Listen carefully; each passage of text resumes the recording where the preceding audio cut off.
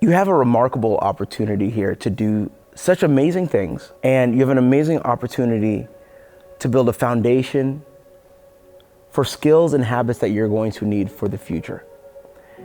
Take those opportunities really seriously, because you have no idea where they're going to take you. You remember? There's an elevator that would come out in class. Oh, you probably haven't seen that. goodness. Remember, you'd be sitting there and it would just open. Randomly, and you're like, why is this open? Wow. This is crazy. Más amor, por favor. Eres algo más. This is amazing. Man. This is so funny. Wow.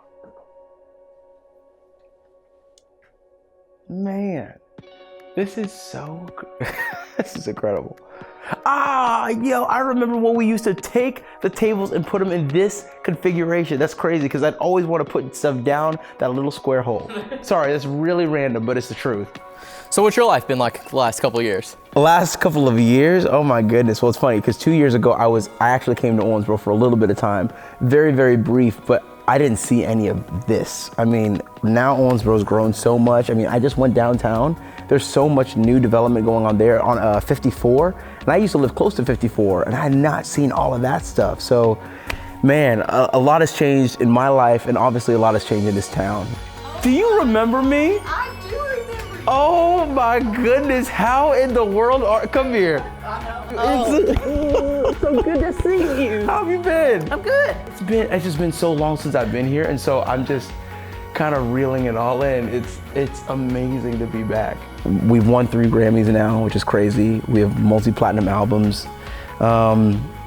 We tour, we sell out arenas all over the world, which is such a blessing. So it's been a crazy couple of years. But man, like I said, I think this town's had a lot of crazy couple of years as well. This was from senior year.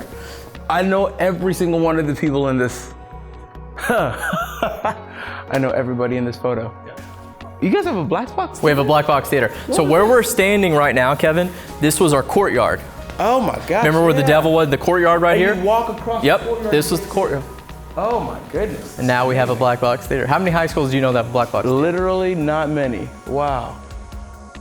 This is incredible. At the end of the day, all you're doing is utilizing a gift that you were given. And so many people have that opportunity to utilize a gift. And so if you think of it as a gift, you're sharing a gift. That's all it is. And at the end of the day, also, you know, fame is the aftermath of doing something well. So if you focus on what you do well, that's what matters, because doing what you do well is very, very difficult. And it's a constant battle, and it's a constant struggle about pushing yourself, learning more about yourself, learning more about the world, learning more about music. And if you stay focused on that and you stay focused on that journey, I think that's what keeps you humble, because you realize you just don't know everything there is to know, you know? This is band and orchestra. Oh my good, this is huge. Yeah. So band and orchestra shares this space. I'll just let you kind of wander around. Conveniently enough, somebody put this. I don't know who did this. These are both of my instruments. I don't know who did that. Oh my gosh. That's crazy. You guys have? So you would have spent a lot of time in this room.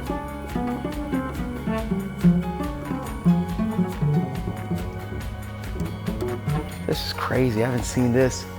Oh my gosh, this is insane, man. Wow. Yeah, I started at Sutton Elementary in 4th grade. I'll still never forget it, Miss Beaver. She was one of my first teachers there, and she's the one that also introduced me to Kentucky Derby pie. That is still, to this day, my favorite pie of all time. And I remember Nathan and I were talking about this. You did a presentation, it was either 5th or 6th grade, on hearts. Oh, do you remember that?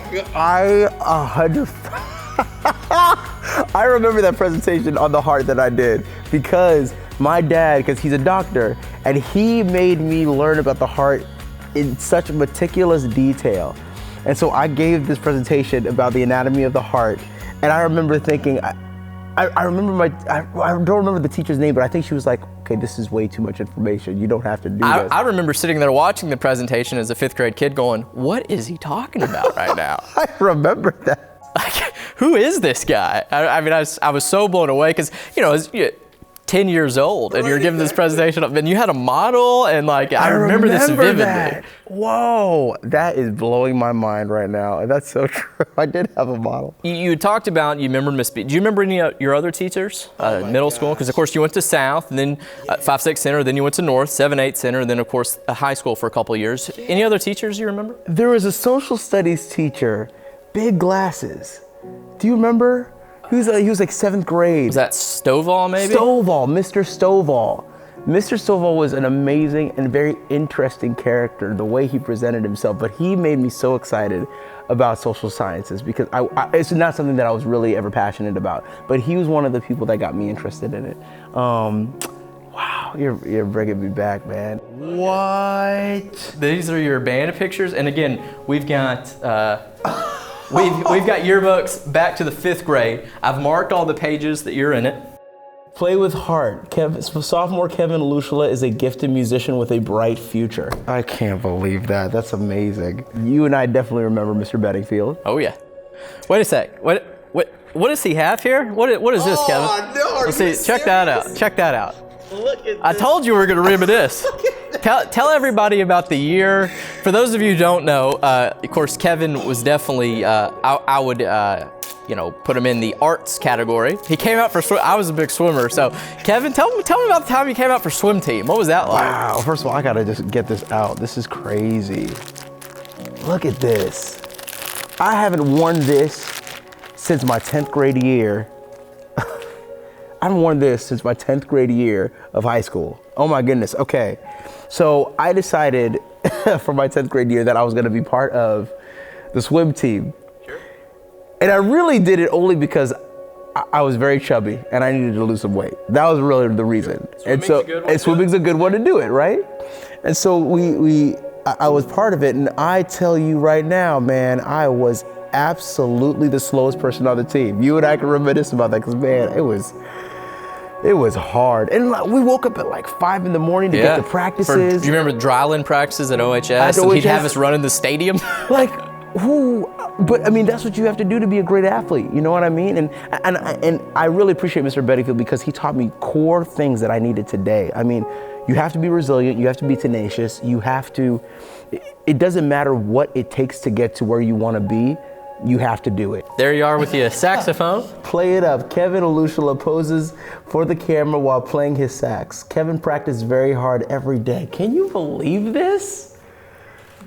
Wow. If we go through here, swimming and diving, no, swimming and diving. There we go. Let's find Kevin and swimming and diving. There is proof. We have proof of this. Okay. Oh my gosh. So here's our team picture, and right there in the corner, there's Kevin. Jeez, that's me. Yep. Doing my thing, trying to make it happen.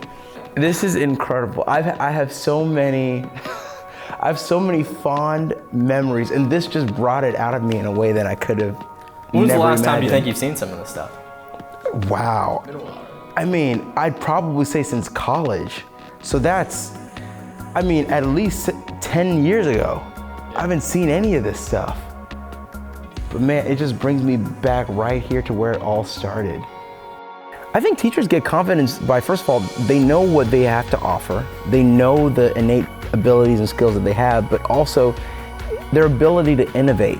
That is, I think, such a powerful tool because something that's so empowering for a teacher is when they think of a new innovative way that will really galvanize the students to do something with the material that they're teaching, it changes the classroom. And so I think that is such an important aspect of being a teacher that is empowered and to be a tool for empowerment for their students.